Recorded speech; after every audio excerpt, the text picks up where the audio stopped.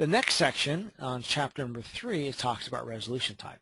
Now this is probably a really important chapter because this is what Photoshop is really famous for, to really change the resolution of a document so that if you have a really high resolution document, you can reduce that resolution down. Also, if you got a document that's on a different canvas, for example, say you have a document but you want to print it on a 5x7 layout or something, or some sort of frame you're going to be using for a 5x7. Yet the picture may be a different size.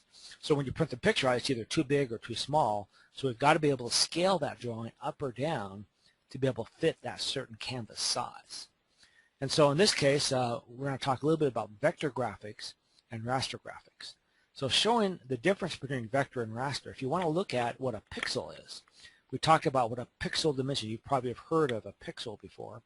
But if I can zoom in this and show you what a pixel looks like, it's best to show you what it looks like rather than trying to explain it in great detail.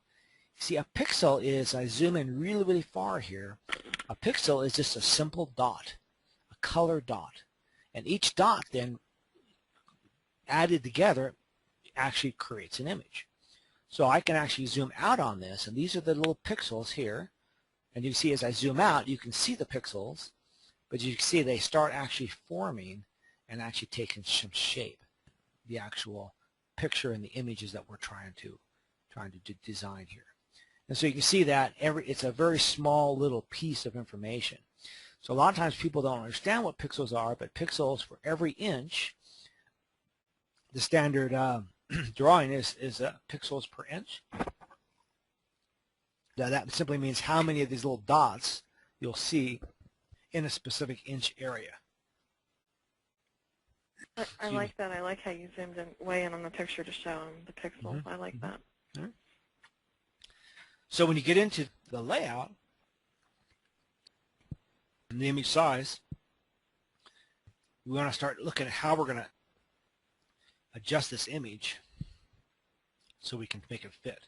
So under the image command, and you see in the document here, I actually specify the physical command that you're going to type in to use this particular feature. Do that because a lot of times people don't really need to know all the details, a two-page procedure of how to do something. They just need to understand the concept, and then they also need to know where to find the command if it gets lost in the menu somewhere. And that's primarily what it's all about, is just showing them where to go, and then hopefully they'll understand the concept at that point to be able to perform the operation. In this particular case, if we click on image size here, this tells me that I've got so many pixels in the entire document. Down here it says I have 300 pixels per inch, which is the average of how many pixels will fit in a specific inch. Now if that number is larger, the resolution is larger, then it will have a higher resolution file. If it's smaller, your resolution file. But what I wanted to focus on here is just simply the dimension size. In this case, this particular thing, now the difference between this command and the canvas command have a real significant difference. Let's show you about the canvas command first. The canvas says is the outside area of this particular picture. So if I were to change this picture to I want to change it to a larger layout. This is 5x7, so maybe it's maybe 6x9 or something like that. So if I put in a 6 here and put a 9, maybe I have a frame that's that large. See, what it does is actually increases the canvas area, but does not scale the picture at all. The picture remains the same. So if I have a canvas that I'm going to place this picture into, then that's how the picture gets. But the picture doesn't change, but the canvas also changes. Now I'm going to click on my history brush tool to go back to the previous layout, and now I'm going to use the image size tool and show you the difference between the two. Now if I were to change this one to 6x9, I said 6x9 here. See, what it does is it actually stretches the image to fit that image size. Now if that was scaled proportionally, then it wouldn't have any distortion at all. But in this case, the image was distorted. So if you need to make the image larger to fit the image, fit the canvas area, then you would simply use your image size command, not your canvas command. If your goal was to keep the image the same size, yet just increase the canvas to fit the frame better, then you can use the canvas size. So those are the two commands we would use to do this. The other real valuable part of the image size is to change the overall pixels of the entire image. So in this case, I can actually change the pixels here from, if I want to change the width pixels to maybe half the size here. So I divide these numbers into half.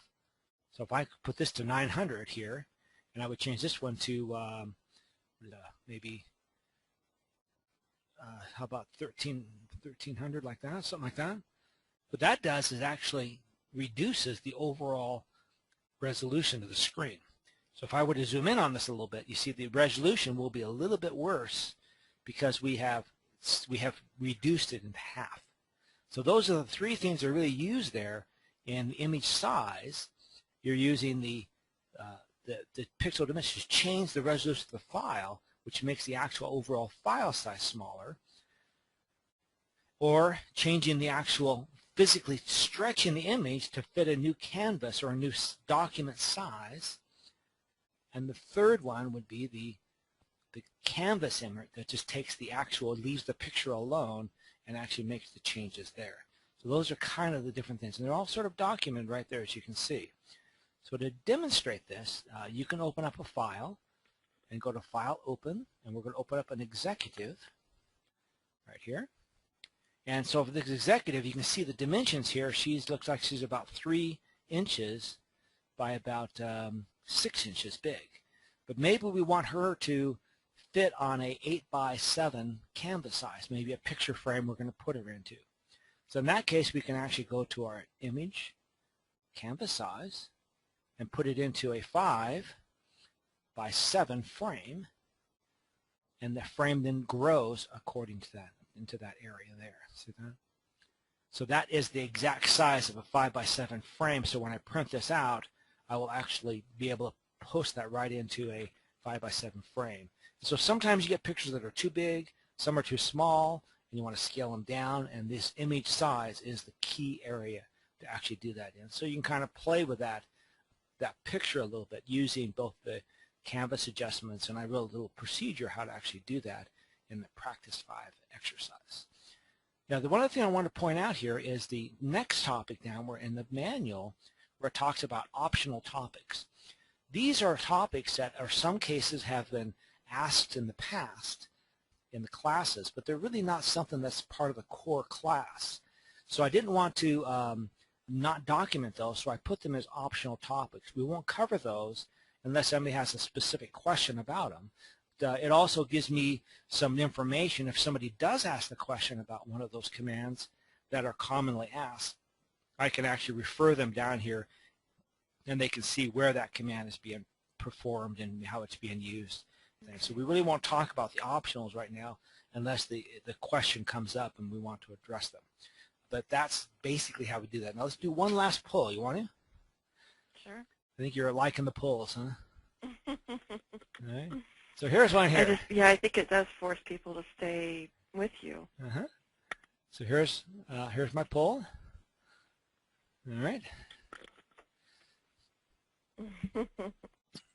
So the image size is the same as the canvas size. Is that true or false?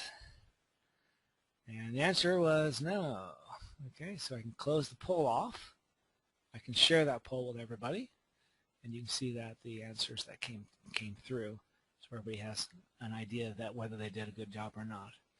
And then we can hide that particular poll off. Okay.